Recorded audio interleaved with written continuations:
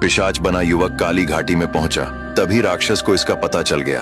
वह गुस्से से वहां पहुंचा और युवक की तरफ झपटा, पर उससे पहले ही युवक ने तोते की गर्दन तोड़ दी। उसके साथ ही राक्षस की छाती फट गई और वह राख बनकर हवा में मिल गया। युवक ने तोते से निकली मृत्यु चक्र शक्ति को एक बोतल में कैद कर लिया।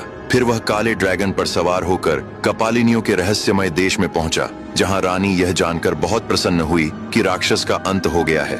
रानी ने अपने जादुई बल से उसे फिर से मनुष्य देह में वापस कर दिया। साथ ही उसे एक प्राचीन पत्र दिया जिसमें एक नाव कैद थी। उन्होंने कहा, इस नाव को उत्तरी समंदर में छोड़ देना। पानी में आते ही यह एक बड़ी नाव में बदल जाएगी। इस पर सवार हो जाना, यह तुम्हें छाया मलिनियों के देश तक ले जाएगी। युवक उस नाव में सवार होकर छाया मलिनियों के देश पहुंचा। रानी उसके वापस आने पर बहुत खुश हुई। वह वहां कुछ दिनों तक रहा।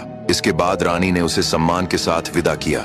युवक चलता हुआ शापित झील पहुंचा। कुछ ही देर में एक निशाचर नाव लेकर आया और उसे पार कराया। फिर वह विषारणियों के देश पहुंचा और रानी को तोते से निकली मृत्यु चक्र शक्ति सौंप दी। रानी उसे पाकर बहुत खुश हुई और उससे कुछ इनाम मांगने को कहा। युवक ने कहा, मैं इस राह पर सिर्फ एक लाल हीरा लेने निकला था। मेरी पत्नी मेरा इंतजार कर रही होगी। रानी उससे इतनी प्रसन्न हुई कि उन्होंने उसे बहुत सारा धन दे दिया। युवक वहां से खुश होकर आगे बढ़ा। रास्ते में उसे वही भेड़िया मिला जिसने उसकी जान बचाई थी। युवक ने उसे धन्यवाद दिया और आगे बढ़ गया। आखिरकार वह उस राज्य में पहुंचा जहां उसकी पत्नी थी। युवक ने राजा को कुछ लाल हीरे सौंपे और फिर अपनी पत्नी को साथ लेकर वहां से चला गया। दोनों ने एक शांत जगह चुनी। वहीं युवक ने एक छोटा सा नगर बसाया, एक सुंदर महल बनवाया और अपनी पत्नी के साथ सुकून भरा जीवन जीने लगा। तो दोस्तों, कैसी लगी आपको यह कहानी? ऐसी ही और कहानियां सुनने के लिए मेरे साथ जुड़े रहिए।